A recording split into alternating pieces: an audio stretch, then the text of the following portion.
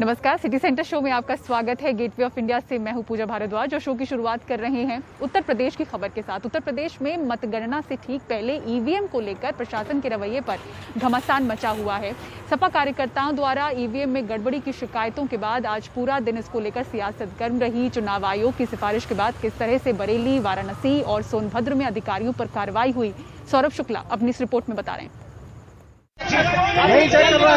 UP में मतगणना से कुछ घंटों पहले ही ईवीएम को लेकर प्रशासन की लापरवाही पर घमासान मच गया है। मेरठ में सपा कार्यकर्ता दूरबीन लेकर ईवीएम स्ट्रांग रूम की निगरानी करते नजर आए। मेरठ से लेकर बलिया तक सपा कार्यकर्ता ईवीएम स्ट्रांग रूम के बाहर बैठकर वोटों की रक्षा करते नजर आए। कल शाम सपा कार्यकर्ताओं ने बनारस में ईवीएम से भरा एक ट्रक पकड़ा। सपा कार्यकर्ताओं ने आरोप लगाया कि प्रशासन ईवीएम के साथ छेड़छाड़ करने की फिराक में था। रात भर हुए हंगामे के बाद प्रशासन ने माना कि ईवीएम को लाने ले जाने में नियमों का पालन नहीं किया गया। प्रशासन ने यह भी कहा कि जो ईवीएम पकड़ी गई, उनका वोटिंग वाली ईवीएम से कोई लेना देना नहीं था। जो प्रोटोकॉल हुआ, जो ईवीएम का मूवमेंट था, उसमें त्रुटि हुई, ये बात है, जो त्रुटि हुई इसको हम रिपोर्ट भिजवा रहे हैं। लेकिन ये कहना मैं एकदम दावे के साथ बोल रहा हूँ कि सब कोडिंग, ये इम्पॉसिबल है। 3 लेयर सिक्योरिटी होती है, 3 लेयर सिक्योरिटी, एक लेयर भी नहीं, केवल एक एंट्री गेट होता है, वहाँ पर सीसीटीवी कैमरा लगा हुआ है, सीपीएमएफ लगे हुए हैं, हमारे पर्सन लगे हुए हैं, पॉलिटिकल पार्टीज के रिप्रेजेंटेटिव भी चाहे तो बैठ सकते हैं, ऐसा उनको लिखित में दिया गया कि वो चाहे तो बैठ सकते हैं। पर सपा को प्रशासन पर यकीन नहीं है। सपा प्रमुख अखिलेश यादव ने चुनाव आयोग को पत्र लिख काउंटिंग की सीसीटीवी से निगरानी और उसकी फीड सभी राजनीतिक दलों को उपलब्ध कराने की मांग की है। सपा कार्यकर्ताओं ने गोरखपुर और हापुड़ में चुनाव आयोग के अधिकारियों की गाड़ी की भी जांच की। ये मंगलवार को बरेली से आई तस्वीरें हैं, जहां सपा कार्यकर्ताओं ने कूड़े की गाड़ी से 3 संदूक पकड़े हैं, जिसमें प्रशासन के मुताबिक मतगणना से संबंधित दस्तावेज थे। प्रशासन की लापरवाही को देखते हुए क्षेत्र के एसडीएम आरओ को हटा दिया गया है। यूपी पुलिस ने भी पारदर्शी मतगणना कराने के लिए इंतजाम किए हैं। अंतिम चरण में होने वाले मतगणना के लिए व्यापक सुरक्षा व्यवस्थाएं की गई हैं। इस संबंध में माननीय निर्वाचन आयोग के जो भी निर्देश दिए गए हैं, वो हमारे सभी फील्ड अफसरों को अवगत करा दिया गया है और मुझे पूरा विश्वास है कि माननीय निर्वाचन आयोग के निर्देशों का 100% अनुपालन कराते हुए जैसे मतदान की प्रक्रिया संपन्न हुई है, मतगणना की प्रक्रिया भी हम पूरी तरीके से शांतिपूर्ण तरीके से संपन्न कराएंगे। वहीं बीजेपी का कहना है कि सपा हार रही है, इसलिए प्रशासन पर धांधली के आरोप लगा रही है। देखिए, समाजवादी पार्टी के मुखिया श्री अखिलेश यादव जी पराजय की सुनिश्चित संभावना को देख करके घबरा भी गए हैं, बौखला भी गए। उनके आरोप जो भी हैं वह तथ्यहीन हैं, निराधार हैं और अफवाह फैलाने वाले हैं। चुनाव आयोग पर इतना विश्वास हो गया इन कार्यकर्ताओं को कि वो अपना काम धाम जीवन छोड़ करके यहाँ ईवीएम की निगरानी कर रहे हैं और उनको लगता है कि प्रशासन गड़बड़ी कर सकता है। जैसे कि बनारस में प्रशासन के लोग मान रहे हैं अब कि ईवीएम को एक जगह से दूसरी जगह ले जाने के प्रोटोकॉल में त्रुटि हुई, गलती हुई।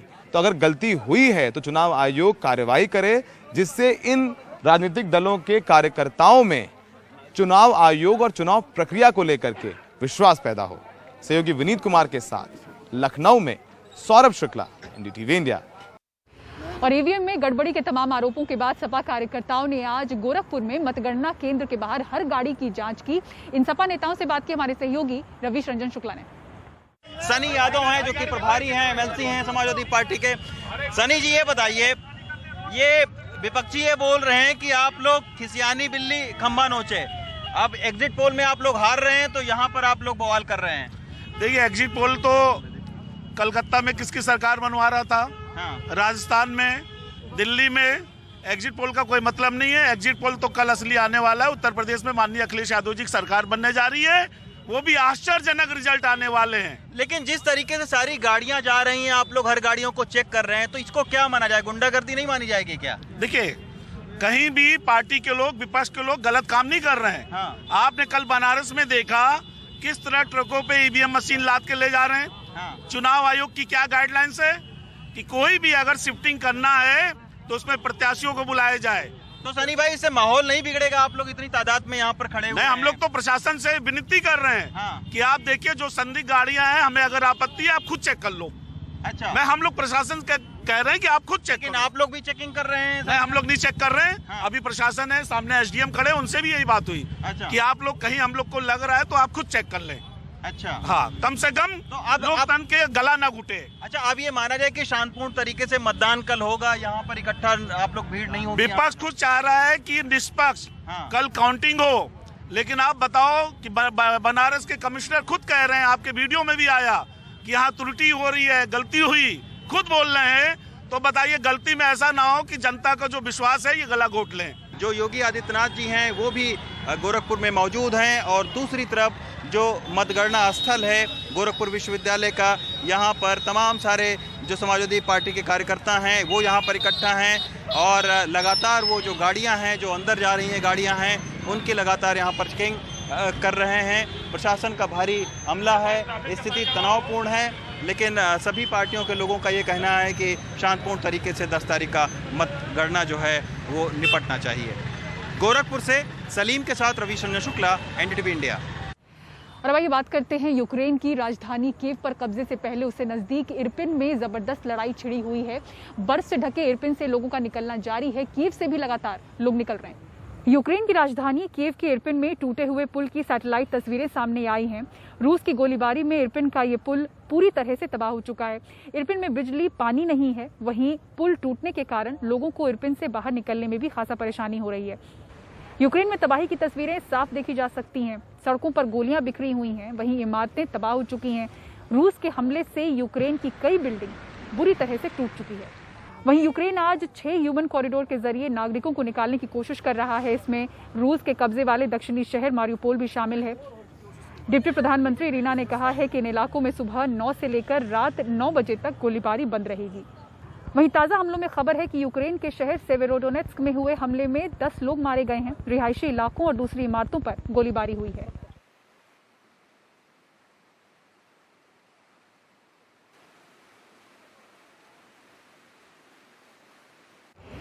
यूक्रेन पर रूस के हमले के बाद अंतर्राष्ट्रीय तेल बाजार पर संकट का साया गहराता जा रहा है। रूस से तेल आयात पर अमेरिका द्वारा लगाए गए प्रतिबंध के फैसले के बाद कच्चे तेल की जो कीमत है अंतर्राष्ट्रीय बाजार में वो $131 प्रति बैरल से ऊपर चली गई है। इसके बाद भारतीय तेल कंपनियों पर किस तरह से पेट्रोल डीजल की दामों में बढ़ोतरी का दबाव बन रहा है, इस रिपोर्ट में देखिए। यूक्रेन पर रूस के हमले और अमेरिका द्वारा रूस से तेल के आयात पर प्रतिबंध लगाने के फैसले ने अंतर्राष्ट्रीय तेल बाजार का संकट और बढ़ा दिया है। बुधवार को एक समय कच्चे तेल का ब्रेंट क्रूड इंडेक्स $131.62 प्रति बैरल तक पहुंच गया। ब्रेंट क्रूड ऑयल फ्यूचर पिछले 13 साल के सबसे ऊंचे स्तर पर है। कच्चा तेल महंगा होने से भारत का तेल आयात बिल बढ़ता जा रहा है। बुधवार को economic forecasting agency India ratings and research ने आगाह किया कि यूक्रेन रूस युद्ध की वजह से भारत का करंट अकाउंट डेफिसिट इस साल की तीसरी तिमाही में बढ़कर $23.6 बिलियन तक जा सकता है। ये पिछली 13 तिमाही में सबसे ज्यादा है। मार्च 2022 में डॉलर के मुकाबले रुपए की औसत कीमत 76 तक रहने का अंदेशा है। लोगों को पता ही है इंटरनेशनल मार्केट में तेल की दाम बढ़ रही है और ये 2 देशों की जो युद्ध हो रही है इसके कारण से, इसलिए आप लोग 2-1 दिन के बाद हमारी कंपनी जब बैठेगी तो आप लोगों को ये मैसेज जरूर मिल जाएगा। इसके साथ ही सरकारी तेल कंपनियों पर पेट्रोल डीजल के दाम बढ़ाने का दबाव बढ़ता जा रहा है। पूरे देश में चुनावी अभियान के दौरान पिछले 4 नवंबर और दिल्ली में 1 दिसंबर 2021 के बाद पेट्रोल डीजल के रेट में कोई बदलाव नहीं किया गया है। सूत्रों के मुताबिक पिछले 4 महीनों में कच्चा तेल महंगा होने से पेट्रोल डीजल की कीमतों में प्रति लीटर 12 रुपए से ज्यादा की बढ़ोतरी की जरूरत होगी। जब ऑयल के बिल बढ़ेंगे तो उसका एक व्यापक असर भारतीय अर्थव्यवस्था पे होना तय है जी। तो ओवरऑल जो ये नई घटनाक्रम में जिस तरह का ये बैन लगा है और जैसा कयास लगाए जा रहे हैं और संभावना लग रही है कि अगर ऑयल प्राइजेस इस तरीके से बढ़ती रहें तो भारतवर्ष में भी जो निश्चित तौर से ऑयल प्राइजेस बढ़ाई जाएंगी और एक कैस्केडिंग इफेक्ट सारी इकॉनमी पे पड़नी है। हर आइटम, उससे जो भी ट्रांसपोर्ट या उससे जुड़ी हुई चीजें हैं, उसमें उसका प्रभाव आना तय है। अमेरिका द्वारा रूस से तेल के आयात पर प्रतिबंध लगाने के फैसले के बाद अंतर्राष्ट्रीय तेल बाजार में कच्चा तेल और महंगा हो गया है और इसके साथ ही यूक्रेन संकट के आर्थिक असर से निपटने की चुनौती भारत के लिए और बड़ी हो गई है। जाहिर है, रशिया और यूक्रेन के बीच युद्ध अगर और लंबा चला तो इसके आर्थिक असर से निपटना भारत सरकार के लिए एक मुश्किल चुनौती साबित हो सकता है। दिल्ली से कैमरा सहयोगी मोहम्मद के साथ हिमांशु शेखर, एनडीटीवी।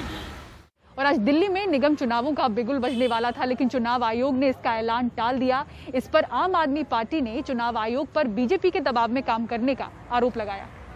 यूनिफाइड का प्लान क्या है, कैसे आ रहा है, क्या आ रहा है, कब आएगा, क्या ये लोग लेके आ रहे हैं?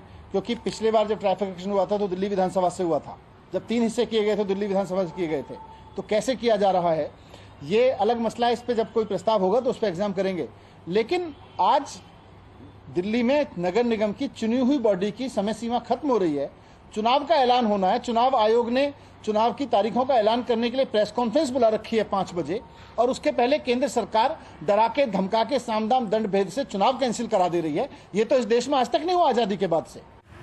मंत्री नवाब मलिक की इस्तीफे की मांग को लेकर बीजेपी उतरी मुंबई की सड़कों पर। तस्वीरें और पूरी खबर एक ब्रेक के बाद। देखते रहिए सिटी सेंटर शो।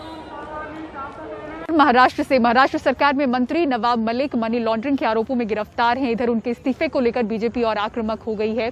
पूर्व मुख्यमंत्री देवेंद्र फडणवीस के नेतृत्व में बीजेपी ने आज आजाद मैदान से लेकर मेट्रो जंक्शन तक विशाल मोर्चा निकाला और कहा कि जब तक उनका इस्तीफा नहीं लिया जाता है तब तक ये संघर्ष जारी रहेगा। एनसीपी प्रवक्ता और सरकार में मंत्री नवाब मलिक को जेल भेजकर भी बीजेपी का गुस्सा शांत नहीं हुआ है। पार्टी अब उनके इस्तीफे की मांग को लेकर सड़क पर उतरी है। पूर्व मुख्यमंत्री देवेंद्र फडणवीस ने मोर्चे का नेतृत्व किया और इस मेट्रो जंक्शन पर, मेट्रो चौक पर बड़ी संख्या में जो कार्यकर्ता यहाँ पर आए हैं अब ये मांग कर रहे हैं नवाब मलिक के इस्तीफे की। तो इनका कहना है कि जब तक कि नवाब मलिक का इस्तीफा नहीं होगा तब तक इसी तरह से संघर्ष जारी रहेगा। मोर्चे की इजाजत सिर्फ मेट्रो जंक्शन तक थी, लेकिन देवेंद्र फडणवीस आगे जाना चाहते थे, इसलिए वहां बड़ी संख्या में तैनात पुलिस को फडणवीस सहित कई बीजेपी नेताओं को कुछ देर के लिए हिरासत में लेना पड़ा। इसके पहले आजाद मैदान में कार्यकर्ताओं को संबोधित करते हुए देवेंद्र फडणवीस ने नवाब मलिक का इस्तीफा नहीं लेने के लिए ठाकरे सरकार को घेरा। अनिल देशमुख का इस्तीफा लिया, लेकिन नवाब मलिक का नहीं, क्यों? सवाल है कि क्या दाऊद के इशारे पर सरकार चल रही है? नवाब मलिक को ईडी ने मनी लॉन्ड्रिंग के आरोप में गिरफ्तार किया है। नवाब मलिक पर अंडरवर्ल्ड सरगना दाऊद इब्राहिम की बहन हसीना पारकर से कथित तौर पर कम दाम पर जमीन का सौदा करने का आरोप है। नवाब मलिक फिलहाल जेल हिरासत में है। राज्य सरकार का कहना है कि नवाब मलिक के खिलाफ ईडी की कार्रवाई राजनीतिक प्रतिशोध के तहत की गई है, इसलिए उनका इस्तीफा लेने का सवाल ही नहीं बनता। मुंबई से कैमरामैन अशोक मार्डी के साथ सुनील सिंह, एनडीटीवी इंडिया के लिए। और सिटी सेंटर शो में फिलहाल इतना ही। गेटवे ऑफ इंडिया से पूरी टीम को दीजिए इजाजत। खबरों के लिए देखते रहें एनडीटीवी इंडिया। नमस्कार।